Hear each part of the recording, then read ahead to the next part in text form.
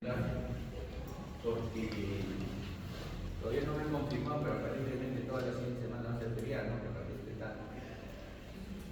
Entonces, hoy día vamos a tener clase, el viernes no va a haber clase, porque ya les comuniqué a sus delegados. Y bueno, la práctica, vamos a hacer la práctica la siguiente semana, vamos a tener que ver cómo la acomodamos, ¿ya? Por favor.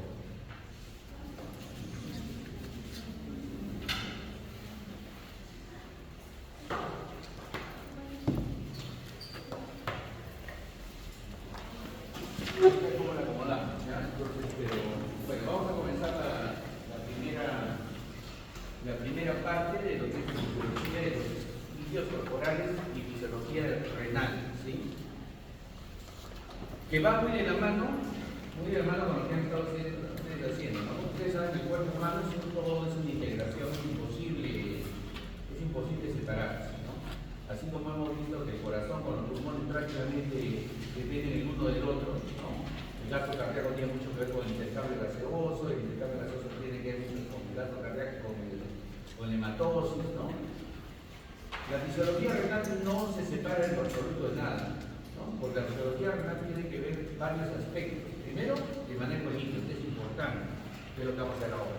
Pero también tiene que ver el equilibrio ácido básico, tiene que ver el manejo de electrolitos, el control de la presión arterial junto con el pulmón, el equilibrio ácido básico junto con el pulmón.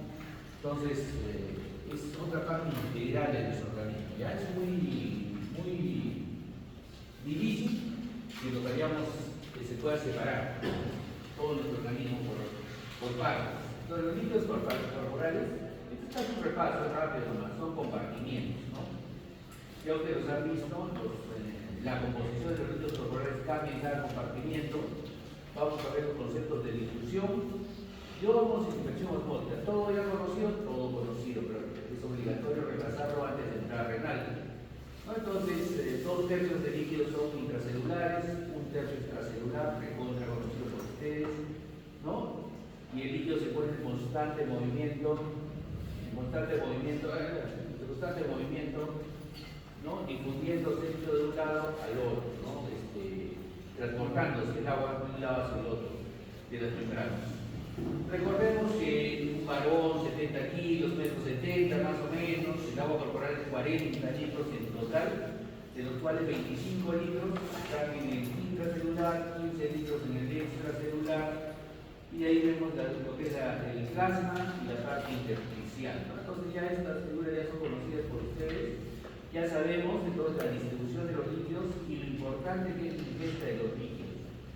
Un punto que agregar, que al momento de hacer nuestras oxidaciones, en nuestros ciclo PET siempre tenemos al final del día 200 centímetros de agua que formamos nosotros. Entonces, para nosotros es importante saber que el agua total, el intracelular es el que manda, tiene la mayor cantidad de líquidos, ¿cierto? El siguiente es el líquido extracelular, es el líquido intersticial, y el final es el plasma sanguíneo que está circulando en los vasos sanguíneos.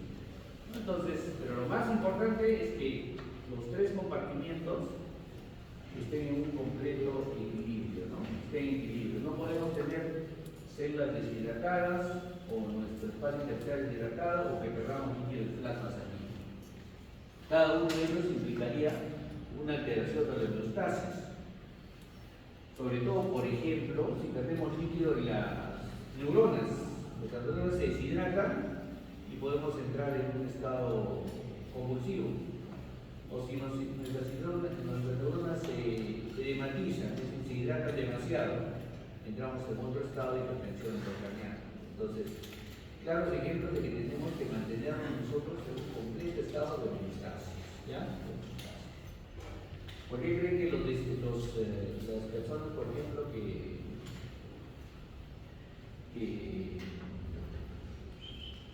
pierden su líquido a través de diarreas, vómitos, una gastroenteritis, sobre todo los niñitos, al final comienzan a obnubilarse, pueden entrar en coma y todo? ¿Por qué? Porque justamente el líquido deshidrata y los líquidos moviéndose y va deshidratando su cerebrito, ¿no? Entonces tenemos que ser conscientes de ese movimiento de los líquidos, ¿ya? Para que podamos continuar. Entonces, el líquido extracelular es 20% de la masa corporal, intracelular es una pequeña cantidad que está en el líquido cefalorraquídeo, en el intraocular, en el líquido sinovial, en el cerebral, todas las membranas, ¿no? Cavidades. Entonces, el plasma sanguíneo es el 55% plasma y el resto del líquido está conformado por las células, ¿no? Los eritrocitos tienen líquido en su interior. La diferencia entre el líquido intracelular y el líquido extracelular en concentraciones es evidente, pero tenemos que recordar siempre que el principal ion extracelular, el que nos va a hacer equilibrar, es el sodio, poco potasio. El calcio es más extracelular que intracelular, eso es importante. Y la glucosa es extracelular. ¿Ya? Entonces, eso es importante, que eso lo vamos a recordar.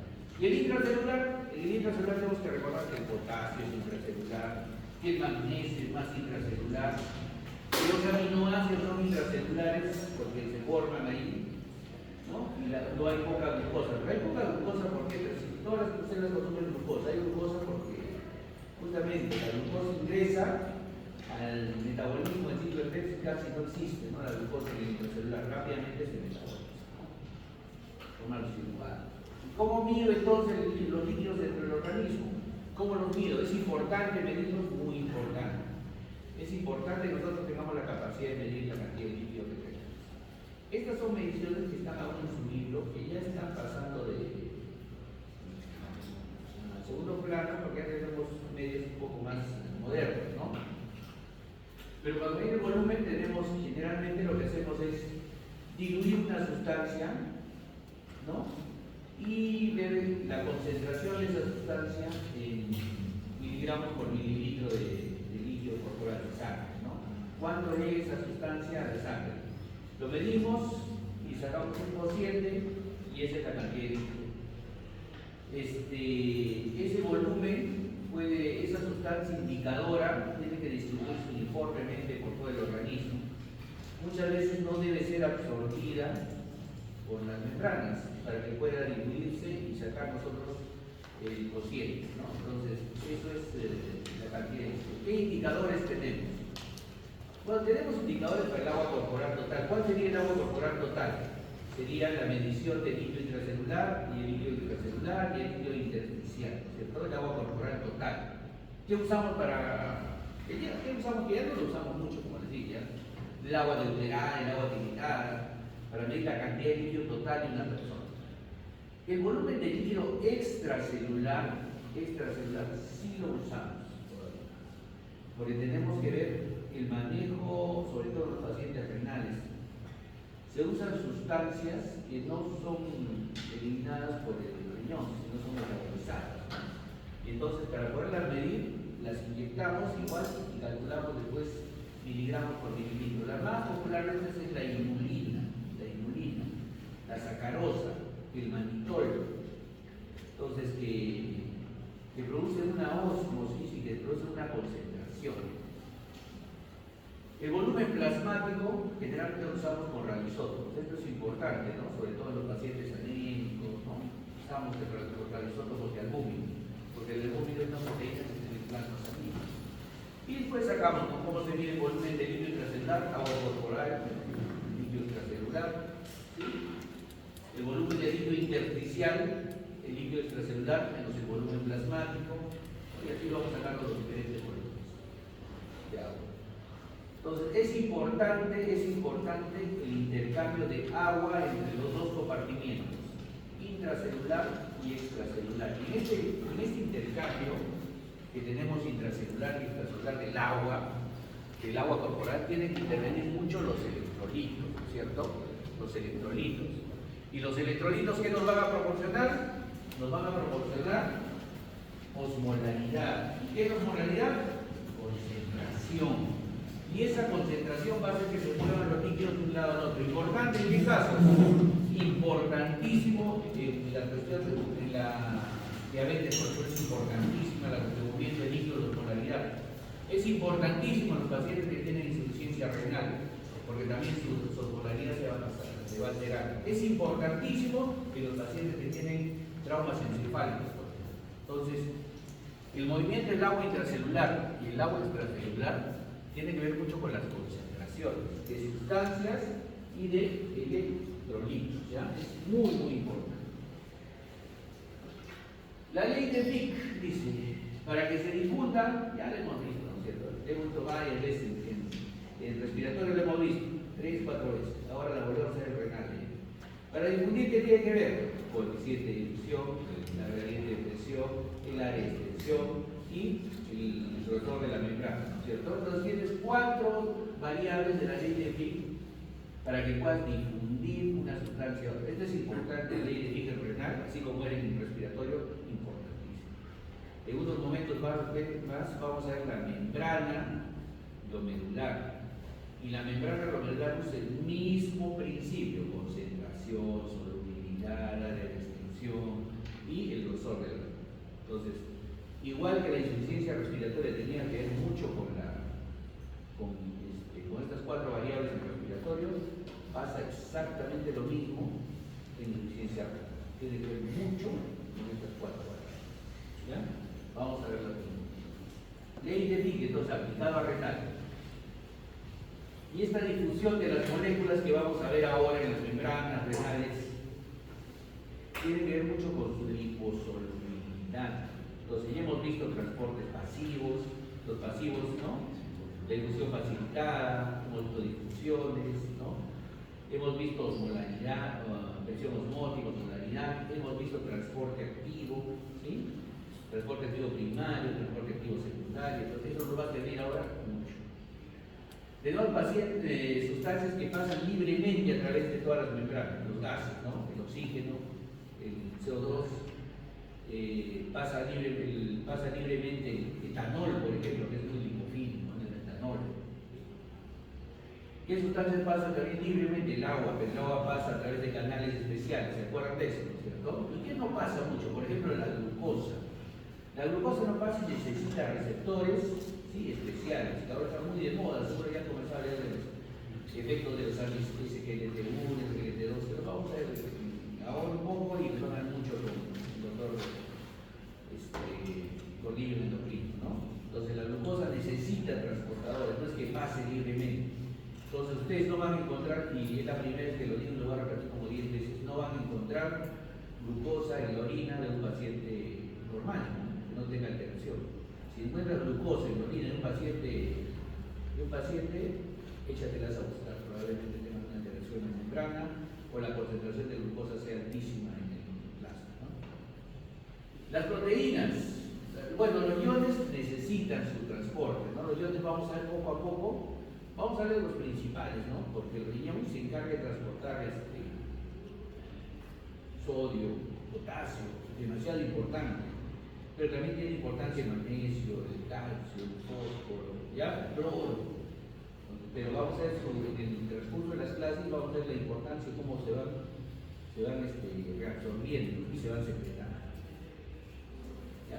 Otra parte más importante, la albúmina, las proteínas. Las proteínas son proteínas pesadas, ¿no? Tienen alta masa, entonces no pasan a través de las membranas. No pasan. Si tú encuentras proteínas en la orina de un paciente, échatelas a buscar. Algo anda mal. ¿Ya? Entonces ustedes ya tienen que tener claro desde ahora qué no van a encontrar en la orina del paciente. Porque de hecho cuando pasen a semiología, que ya es de cada un año, ¿no? Pasan a semiología, el hospital va a ir a pasar la visita y el doctor va a decir, acá tenemos una paciente, tal, le encontramos en su segmento, ya no encontramos eso. ¿No? Y entonces si encuentran proteínas, no está bien. Si encuentran glucosa, no está bien, ¿no? Algo anda mal, entonces comienzas a escarbar ahí al paciente, ¿no? Algo anda mal, no está bien. Bien, entonces, y la ósmosis y presión osmótica que tienen que ver mucho también con la orina, con la formación de orina actual. Bueno, la presión osmótica es la presión que le ponemos a la membrana para evitar el pasaje, ¿no es cierto?, del agua de un lado al otro de la membrana. Porque ¿qué es la ósmosis? La ósmosis es el pase de líquido de un sitio de menor concentración a un sitio de mayor concentración. Entonces, cuando ustedes se forma la orina en sus riñones, entonces el líquido va pasando de un lado al otro de la membrana, va a bloquear. Pero miccionarán todo lo que filtra el riñón. Sale toda la orina que ustedes filtran en su cuerpo. Imposible, se quedarían sin agua, ¿no? Entonces, ustedes filtran más o menos 180 litros al día. ¿Cuánto tienen de líquido en su cuerpo? Pero, y en la sangre, ¿cuánto tienen de líquido? 5 litros aproximadamente en promedio, acá el hecho de todo no está solo. Y si filtran 180 cirugía, se quedarían sin agua, ¿no? Entonces su riñón se encarga de filtrarlo, pero también lo reabsorbe, y eso en base a fenómenos osmóticos y presión osmótica, es decir, concentraciones a un lado y al otro lado de las membranas que vamos a estudiar en fisiología renal. ¿Ya? Eso es importante, esos conceptos son importantes, ¿ya? Porque quiero que ustedes sepan bien claro que todo el riñón se va a basar en eso. El agua que va a filtrar y la que va a correr por todos los túbulos renales que han visto en histología, entonces corre de un lado al otro, va corriendo, en base a concentraciones. ¿Qué es la ósmosis? Es el pase del agua. ¿Qué es la presión osmótica? La presión que impide que pase el agua, ¿no es cierto? ¿Sí? ¿Y por qué? Porque hay sitios de concentración, ¿no? Un sitio de mayor concentración a un sitio de menor concentración. ¿Quiénes producían concentración? Ya lo hemos visto hace un ratito. ¿Quiénes producían más concentración? ¿Quiénes son los principales en producir la presión, la osmolaridad, que es la cantidad de solutos? ¿Quiénes son los principales? Ya lo hemos visto eso. ¿Quiénes son? Los principales, los que más intervienen en la concentración de la osmolaridad en nuestra... ¿Y a qué electrolitos? Sodio, potasio no mucho, potasio es miserable, es muy vital. Importante, pero su concentración es bajísima. Pero es muy importante el potasio. El segundo yo de importancia, a pesar de su concentración bajita. El principal es el sodio que lleva. ¿Cuál más? ¿Qué otra sustancia? ¿Cuál? ¿Qué otra sustancia es importante para la concentración de los? ¿Cómo ha pasado fisiología? ¿Qué otra sustancia es importante para la concentración? Sí, creo que han quitado la moneda. San Google los ha ayudado. A ver, ¿cuál es el rollo importante para la osmolaridad para la concentración? Sustancia, he dicho yo, una sustancia. Glucosa. Sodio, glucosa y hay un tercero, el la urea, ¿cierto? Que es la urea. Entonces los tres son las sustancias más importantes para hacer la osmolaridad. Entonces hoy hemos tenido tres conceptos. Osmolaridad, que es la concentración, ¿no es cierto? La concentración. Presión osmótica, ósmosis es el paso de una sustancia, de un lugar donde hay menor concentración a uno donde hay mayor concentración. ¿Para qué? Para equilibrar. Y ahorita vamos a hacer la misma transparencia que hemos en fisiología 1 de los eritrocitos, ¿no? ¿Se acuerdan que es un chance? ¿No? Entonces, ¿por qué? Es una ósmosis, va pasando de un lado al otro. Entonces, nuestro cuerpo tiene que estar equilibrado. Lo mismo que tengo en la célula, lo mismo tengo que tener afuera. Si altera uno de los dos, el agua corre, ¿no es cierto? Corre de un lado al otro. Esa es la presión osmótica, la presión que impide, que trata de impedir que el agua se mueva, ¿ya? Que la mantenga. Tres conceptos que son importantes para la fisiología renal, muy importantes, ¿ya? Entonces, ósmosis es el pase del agua de un sitio de menor concentración a un sitio de mayor concentración. Entonces, la osmolaridad tiene que ver mucho con el volumen celular y con el comportamiento extracelular. La ósmosis va a hacer que se mueve el agua de un sitio de menor a un sitio de mayor concentración. ¿Por qué hablamos tanto de ósmosis ahora?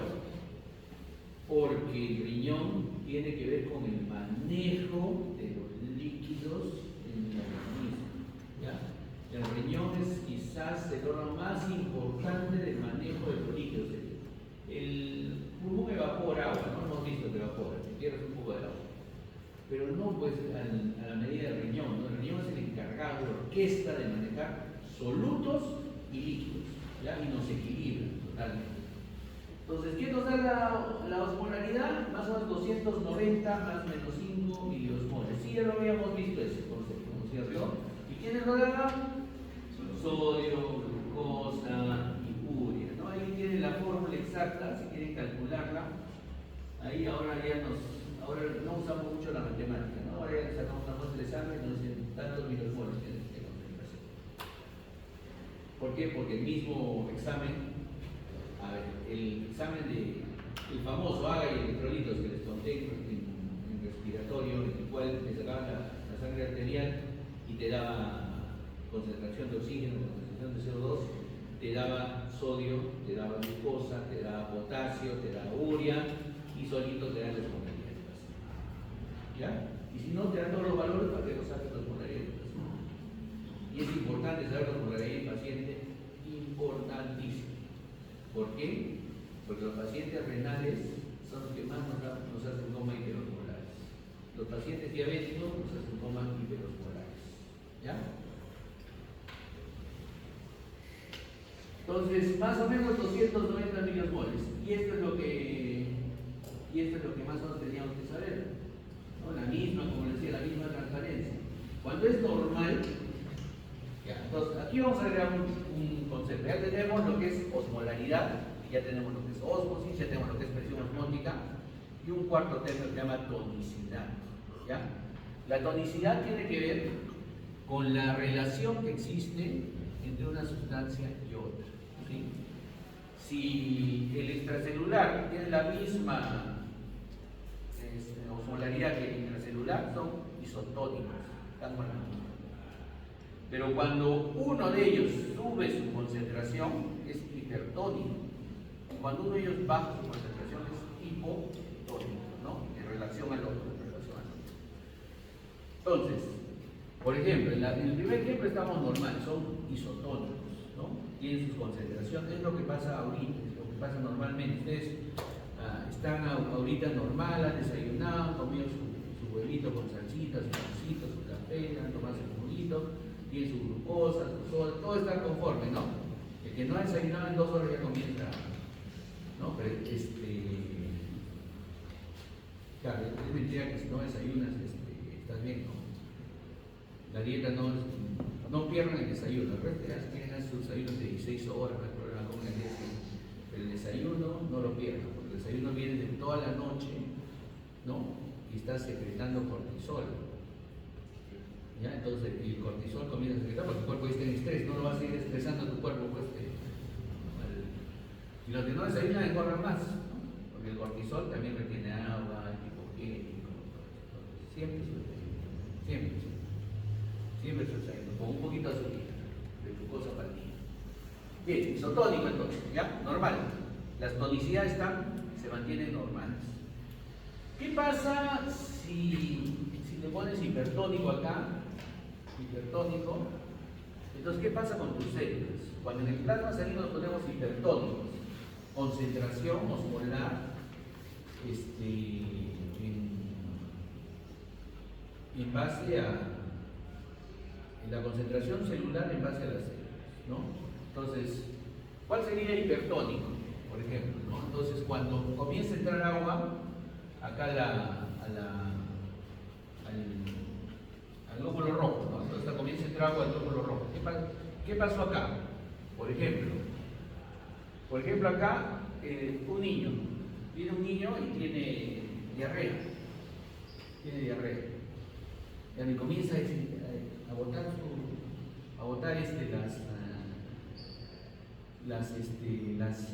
sus heces con potasio, con sodio, ¿no? No come, está sin glucosa. Entonces, todo este medio comienza a disminuir, ¿no? Su concentración, y acá comienza a aumentar. Tiene su concentración ya, entonces el agua va a comenzar a pasar de acá, del hipotónico hacia el que se convierte en hipertónico, se convirtió en hipertónico. ¿Ya? Se convirtió. Entonces la hincha. ¿Tenemos casos ahí? Sí, tenemos niñitos que vienen y tienen sus diarreas, se deshidratan, pero su deshidratación es hipertónica, o sea, sus células están hinchadas. Entonces es peligroso, se hinchan las células del cerebro y comienza a convulsionar el chiquito, una deshidratación hipertónica.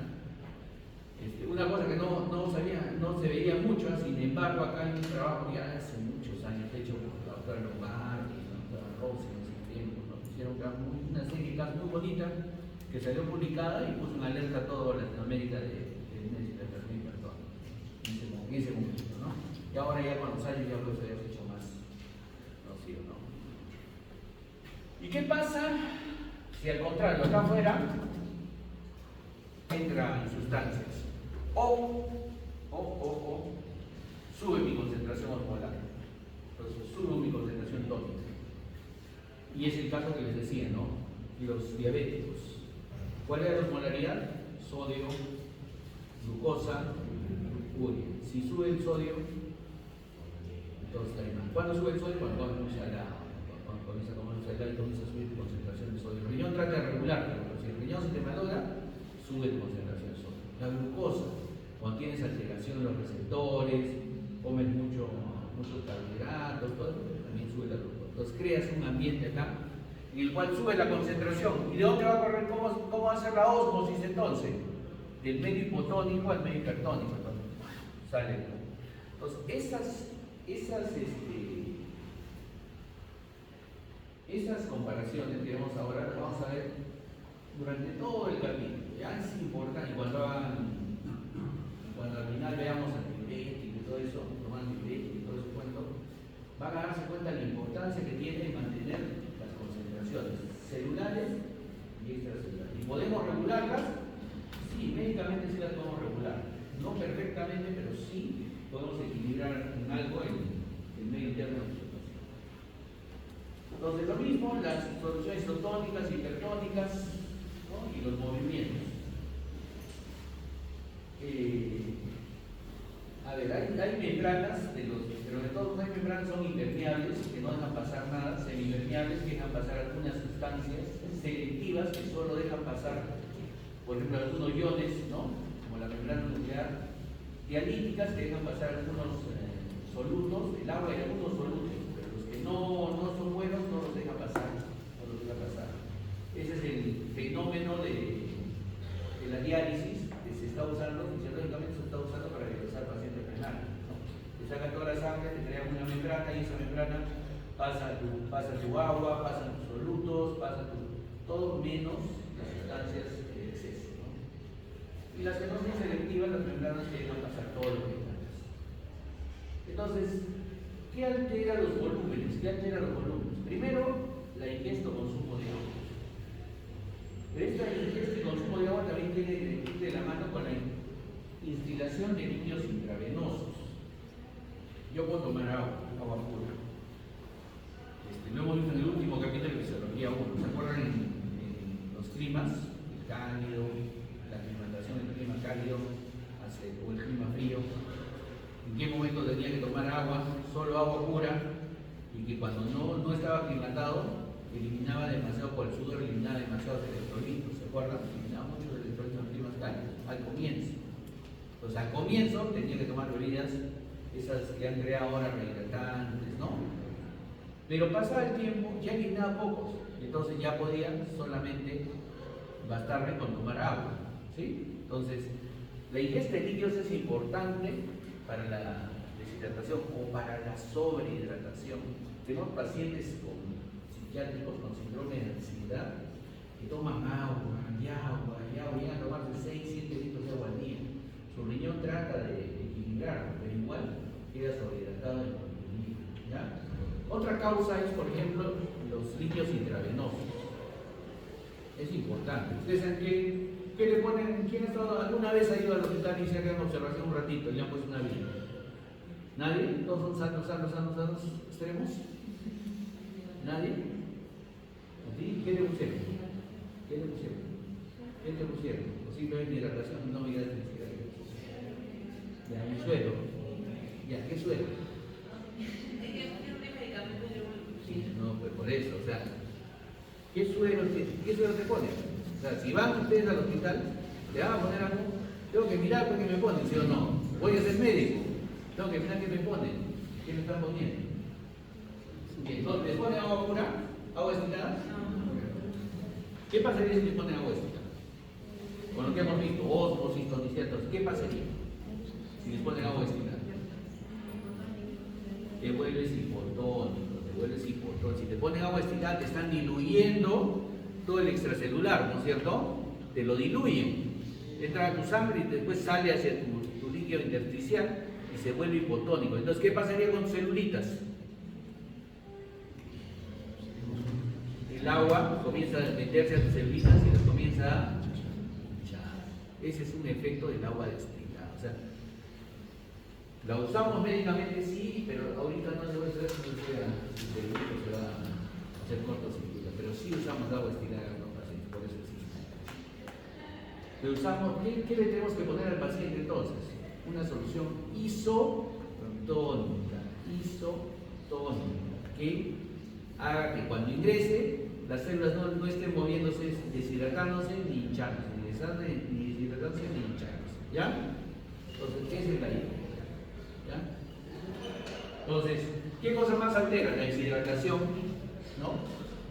La pérdida de líquidos por el tracto gastrointestinal que va de la mano, que pueden ser vómitos, diarreas, el sudor, la obesidad, ¿no? La grasa no tiene agua, el sexo, los hombres tienen más agua que las mujeres, y la edad, conforme va pasando nuestra edad, vamos perdiendo, ¿no?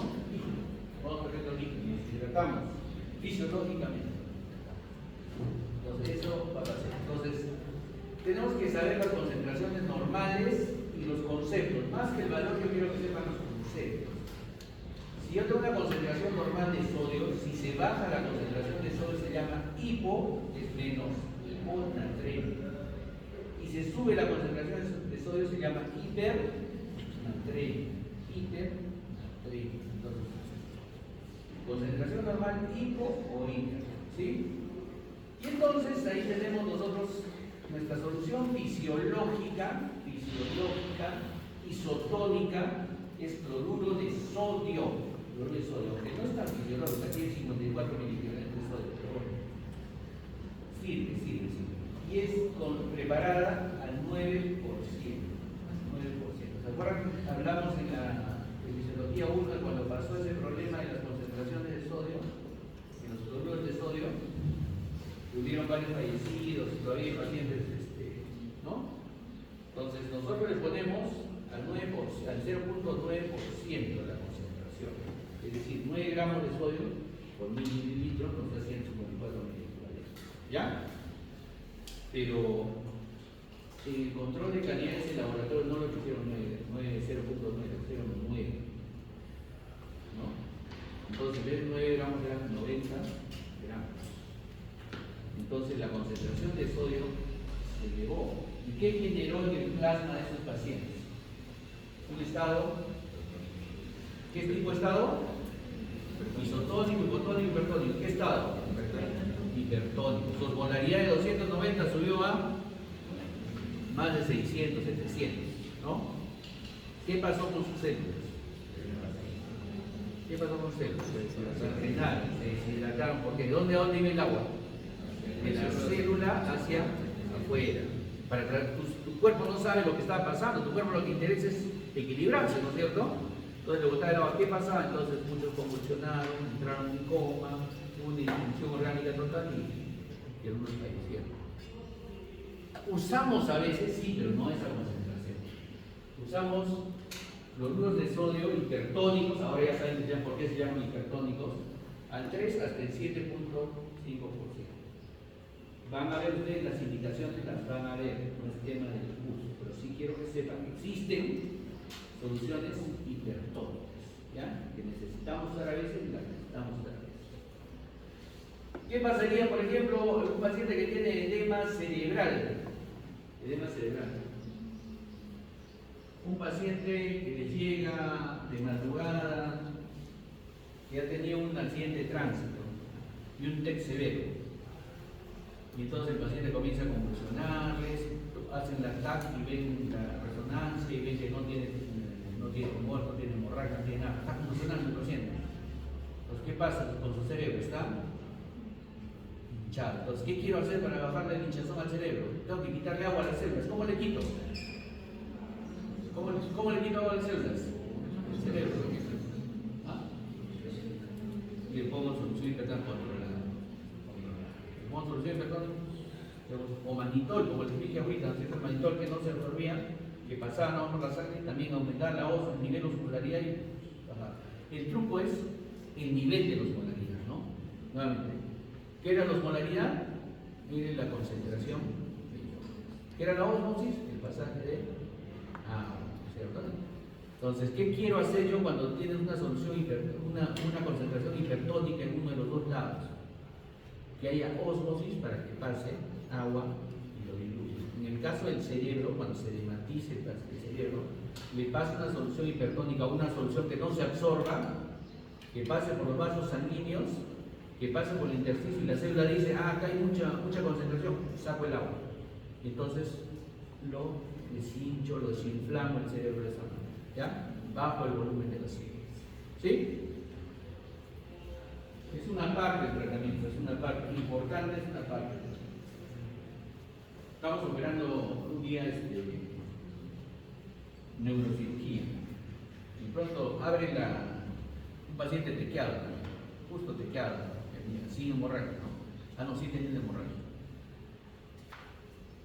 Entonces lo estaban operando, están por sacar el cobre, de pronto abren el cráneo, sacan la calota, sacan el pedazo del hueso, la placa, y el cerebro se salta, sale hacia afuera.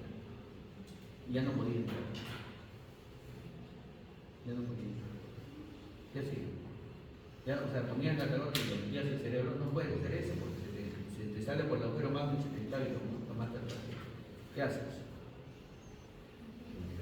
Tienes que bajar el volumen y echar el cerebro, pues entonces usas uno de los recursos, que es usar mannitol, soluciones hipertónicas, para bajar el cerebro y que el neurocirujano te diga, ya está bajando, y entra, y si no entra ya tenemos otros maneros, ¿no? Pero sí, o sea, si se te sale, porque está hinchado el cerebro, ¿no? Cuando se edematiza el cerebro no es como el brazo que te golpeas y se te hincha, ¿no? El cerebro se hincha, ¿dónde va? ¿Dónde se va? No hay dónde ir, ¿no? Entonces se va hacia abajo, hacia el agujero magno. ¿Y qué pasa con el agujero magno? Bulbo protuberancia. Y si el cerebro va y se mete en ese agujero magno y presiona el bulbo, la protuberancia, ¿qué sucede? ¿Qué teníamos ahí? Que van a dar exámenes. Los centros respiratorios. Va a separar respiratorios y muertos. ¿Ya? Entonces por ahí puede ser. Entonces, ese es el efecto de las soluciones hipertónicas, ¿ya? Y uso soluciones hipertónicas, esas son las soluciones hipertónicas.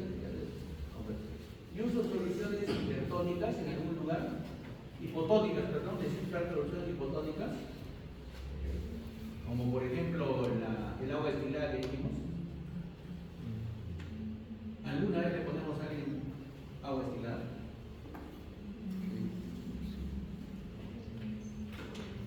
¿A quién le podemos poner agua destilada?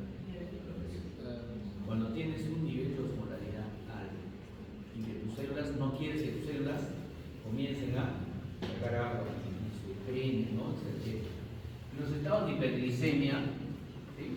En los estados de hiperglicemia, que tienen muchas alteraciones, donde necesito diluirla, ¿para qué? Para que las células, crear lo que es hipertónico en relación a las células, ¿no? Aumenta tu osmolaridad, se hace hipertónico, entonces las células comienzan a quererle dar agüita a los diabéticos, ¿no? Entonces los diabéticos, los en coma diabético, rápidamente pierden la conciencia. ¿Por qué? Porque sus células del cerebro comienzan a darle agüita al plasma. Entonces yo quiero evitar eso. ¿Cómo lo evito? Le comienzo a pasar agua destilada, ¿cierto? Agua destilada. Entonces bajo la tonicidad, bajo la osmolaridad y trato de equilibrarla con las células. Ese es un hiperglicemia. Entonces estamos en dos estados diferentes, ¿ah? Dos estados diferentes para que vean la importancia de los líquidos en el organismo. Y entonces el agua se va compartiendo así, ¿no? Intracelular, en base a osmolaridad, ósmosis y tonicidad, que es la comparación de los dos compartimientos. ¿Cuál tiene más concentraciones hipertónico en relación al otro? ¿Qué más vamos a ver aquí para terminar esta primera parte? Es el capilar renal. El capilar renal Igual que el capilar sistémico, vamos a recordar solo un ratito el capilar sistémico, tiene 4 variables, 2 importantes. Variable de entrada, que hace que se quede dentro del vaso, y variable que saca el agua del vasito, ¿no es cierto? Entonces es importante esto, porque tiene que ver con lo que hemos conversado de osmolaridad, ¿no? ¿Qué pasa en el capilar? ¿Quiénes hacen que ingrese el agua? Las fuerzas de entrada del agua. Las fuerzas de entrada del agua son la presión coloidosmótica, básicamente, ¿ya? O sea, la cantidad de sustancias, sobre todo proteínas, que existen en el capilar, y la presión hidrostática de fuera. Este es el intersticio. Acuérdense, por favor, no tienen que evitar, se ve su figurita, qué cosa es intersticio, qué cosa es capilar, ¿no? Entonces, acá adentro hay proteínas y acá afuera hay un poquito de líquido. Como hay líquido, genera una presión que va a querer entrar. Entonces, las proteínas, las sustancias, aguantan el líquido acá, dentro del vasito sanguíneo. Y este liquidito trata de entrar. Esas son las presiones de entrada. Y presiones de salida. Presión de salida tenemos la presión hidrostática, es decir, lo que hemos visto en el capilar pulmonar también. A más presión que ejerza la sangre acá, va a comenzar a fugar líquido. ¿Ya? Presión de salida, presión hidrostática del capilar. ¿Y qué cosa más hace que salga agua? La presión osmótica que hay en la coloide. Todos los coloides, proteínas, sustancias que existen acá afuera. Eso exactamente, como es el sistémico, exactamente lo mismo pasa en el capilar renal y en el capilar pulmonar, ¿no es cierto? Solo que con diferentes presiones. ¿Cómo es la presión del capilar sistémico? Solo vamos a ver el promedio, ya no vamos a ver el venular y el arterial, porque también, si quieren complicarse, hay una presión arterial, una presión venular, no es mi intención complicarlo de esta manera. Pero sí que sepan que hay un promedio. El capilar, su presión capilar media sistémica es de 17 milímetros de mercurio. ¿Ya? La presión hidrostática. ¿Cuánto era la de pulmonar? 7. Los 17, sí, ya más o ya nos estamos viendo. La presión coloidosmótica, ¿no? La presión hidrostática intersticial es 3, menos 3, es decir, la que empuja hacia adentro. La presión coloidosmótica intersticial y la presión coloidosmótica del plasma. Es decir, las 4 fuerzas. Hidrostática y oncótica dentro del capilar. Hidrostática y oncótica fuera del capilar, en el intersticio. Unas hacen entrar, otras hacen salir. 4 fuerzas, 2 de entrada, 2 de salida. ¿Cuánto es el promedio de salida en capilar sistémico? 0.3 milímetros. Es decir, siempre un poquito de agua. ¿Y quién absorbe esa agua? El sistema límbico. Entonces, por eso, entonces, ahora sí vamos a pasar.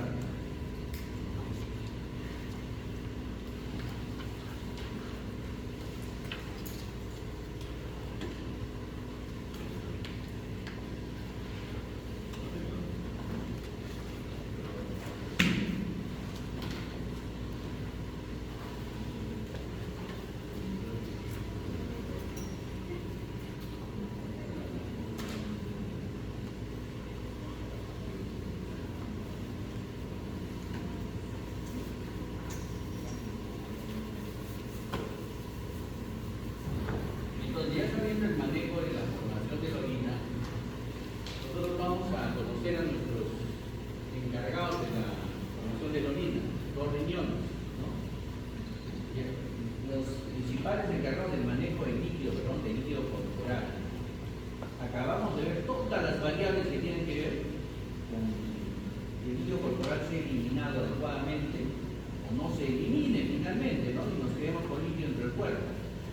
Entonces, ¿cuáles son los 2 principales? Son los 2 riñones, ¿no es cierto? Los 2 riñones, el izquierdo y el derecho, ¿sí? Que están más o menos entre la altura de las últimas dorsales y las primeras lumbares, que pesan más, que pesan 150 gramos, y el riñón izquierdo es un poquito más grande que el derecho, porque el derecho es donde está presionado por el hígado, ¿no?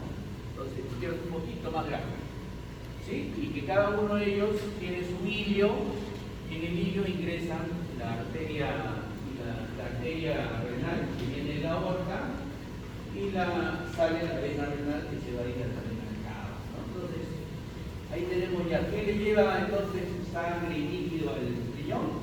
La aorta, ¿no? La aorta. Con todo su gasto cardíaco, ¿cuánto es el gasto cardíaco por minuto? 5, esto lo van a bañar en algo. En el interior, esto lo han visto, ¿a ustedes les gusta comer riñoncitos de albino o no? Algo a mí no me gusta. ¿Alguien ha comido riñoncitos? Sí, los que han comido. Las chicas tienen que ir a sus novios que les tienen que comer a buenos restaurantes. Riñoncitos de albino, entonces no me gusta. Bueno, tiene una parte que es la corteza, ¿sí? Que es más o menos un centímetro. La corteza renal. Y tiene una parte que es la médula renal, ¿ya? Y esta médula renal va formando cálices, ¿no? Va formando cálices menores, cálices mayores y la papila renal, ¿ya? Y aquí gotea la orina y comienza a salir la orina a través del suelo. Es importante que sepamos que la corteza renal es delgadita, pero es importantísima la corteza renal. Es importantísima la corteza renal. Pero es delgadita, miren, fíjense. Entonces, en la médula se van formando pues como pirámides que son, digamos, las bases, ¿no? Las bases de la médula renal para formar estas pirámides que van a formar finalmente cálices menores, ¿no? Y después cálices mayores, que son 3, y después viene la pelvis renal con la papila renal, todo eso, para que ya, donde ya gotea la orina, ¿sí? La zona cortical, después lo regenerar es delgada, pero en esa zona cortical están los corpúsculos de Malpighi, en esta zona cortical. Entonces, aquí, ¿no? En la zona cortical están los corpúsculos de Malpighi, ¿sí? Y estas son las pirámides basales donde están toda la tubuladura renal, todos los túbulos renales. Y ya formando después cálices menores, cálices mayores, toda la pelvis renal y la salida de los uréteres. Entonces tenemos la zona de la médula y la zona de la corteza. Y entonces hoy digamos las arterias renales, ¿no? La arteria renal era 3 ramos anteriores, superior, medio, inferior y un ramo posterior. ¿Ya? Importante, muy importante. Las arterias van formando arterias interlobulares, entre los lobulillos, ¿no? Que van por la corteza, o sea, van ascendiendo hasta la corteza, y después de la corteza comienzan a formar arterias arteriformes y arterias arteriales. Aquí esta es más burdo, pero es más digamos, vamos viendo cómo se van formando, ¿no? Entonces tienen que llegar los corpúsculos de Malpighi, ¿ya? Para que nosotros podamos recibir el baño de las arterias arteriales. Estas arterias afferentes van a llegar al corpúsculo de Malpighi y el corpúsculo de Malpighi va a tener una vena y va a pasar el líquido por ahí. Vamos a ver en este. Ya tiene vasos linfáticos, también tiene circulación linfática para sacar un poco de líquido que vaya al tejido renal, no directamente a los. Eso es lo que quisiera que entiendan bien. Igual que los pulmones, existe una circulación bronquial para el tejido pulmonar y otra circulación pulmonar para el intercambio gaseoso. En los riñones también hay una circulación que viene para el tejido renal, ¿ya? Y otra circulación que viene para el intercambio, para el filtrado. No, el riñón se heterogeneidad, ¿ya? Entonces vamos a ver ahorita cómo es ese cuento, ¿ya? ¿Quiénes inervan los riñones? El plexo celíaco. El plexo celíaco tiene muchas ramas autonómicas, ¿no? Autonómicas. El riñón es totalmente involuntario. Entonces, este es el glomérulo. ¿Qué funciones tiene el glomérulo de riñón? Ya sabemos dónde se ubica. El corpúsculo de Malpighi se ubica en la corteza, generalmente la corteza alta o baja, en un momento lo vamos a ver. Y este corpúsculo de Malpighi se forma, es un penacho que se va formando en base a las arterias aferentes. A las arterias aferentes, ¿no?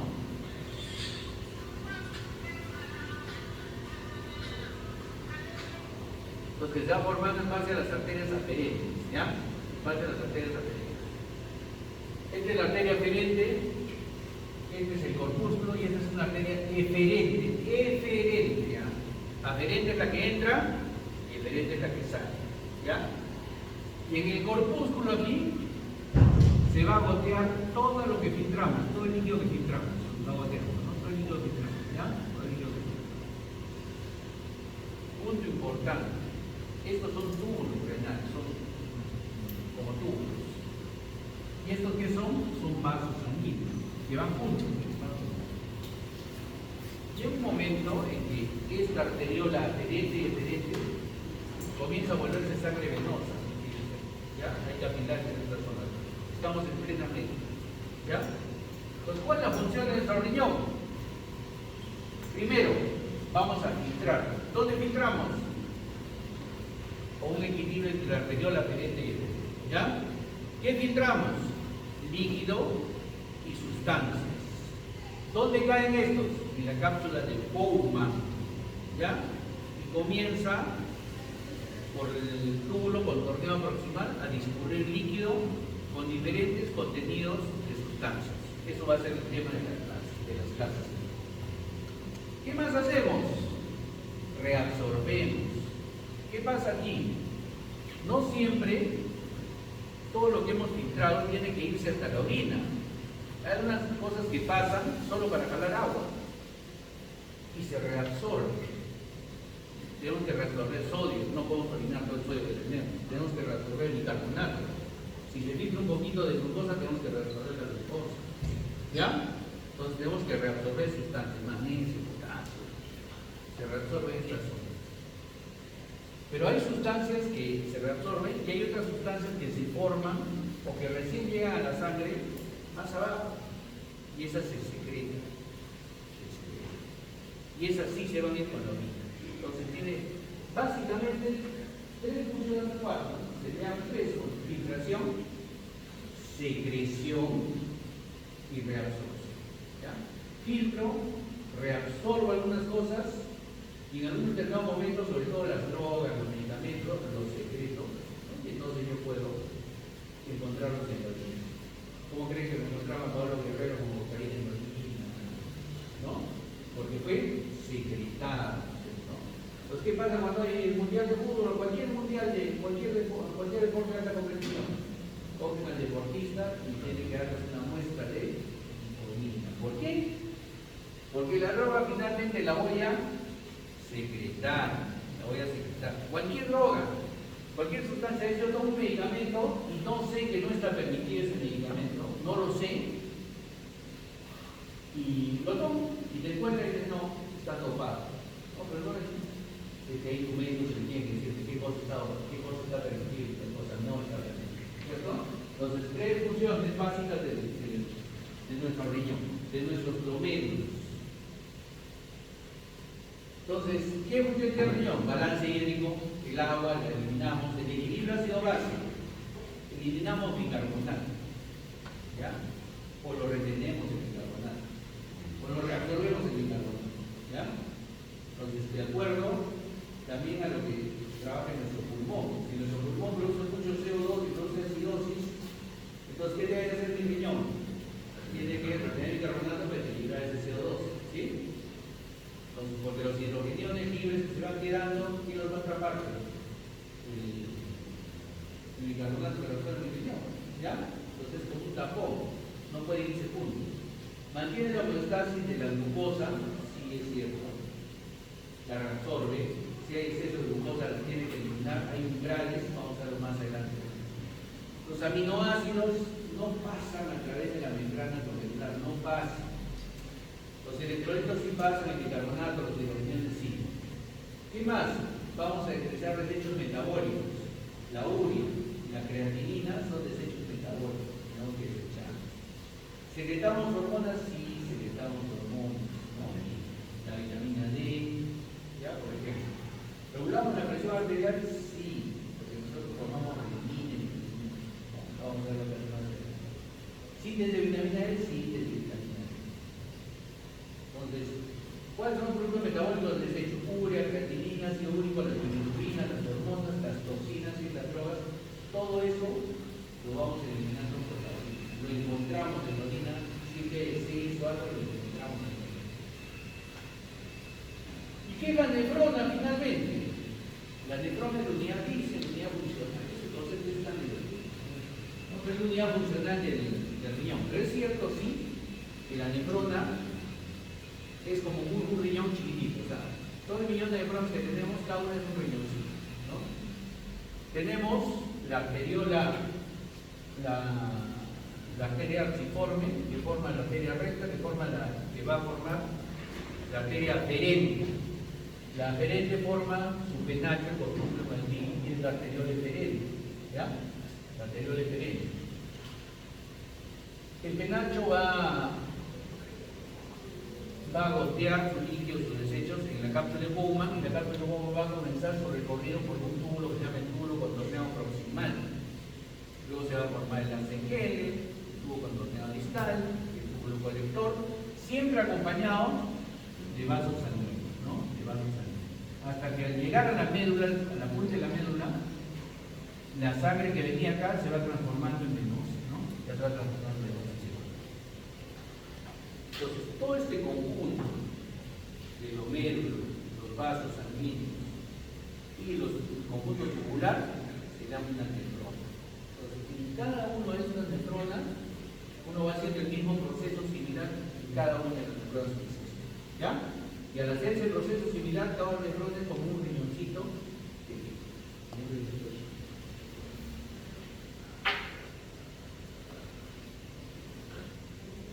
Esta es una particularidad que quisiera que le entiendan bien. Hay dos tipos de nefronas, entonces, en la corteza hay nefronas corticales, bien altas, ¿ya? Bien altas, que tienen que ver con el manejo, más con el manejo de los líquidos, del agua, el volumen que nosotros vamos a consumir. Y hay nefronas yuxtamedulares, que están cerquita el límite de corteza con la médula renal, cerquita. Y estas tienen sus asas de Henle más largas, que ingresan hasta el fondo de la médula. Estas mucho tienen que ver con la concentración que vamos a conseguir de iones. Vamos a reabsorber y vamos a seguir. Entonces, las mismas nefronas tienen diferentes funciones. ¿Ya? Hay nefronas corticales y nefronas yuxtamedulares, que están justo en el borde entre corteza y médula. Y estas van a ingresar hasta el fondo de la médula renal para regular las concentraciones.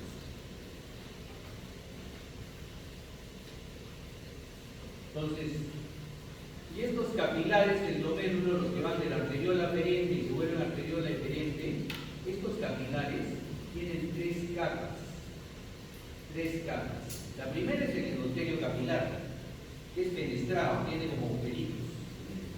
Tiene su membrana basal y sobre ellos hay unas células que van a conectarse ya con la cápsula de Bowman, que son los podocitos, que son como células con pies, ¿no es cierto? Con pies. Entonces, gracias a este epitelio fenestrado en el capilar, es que van filtrando sustancias, ¿ya? Van filtrando sustancias.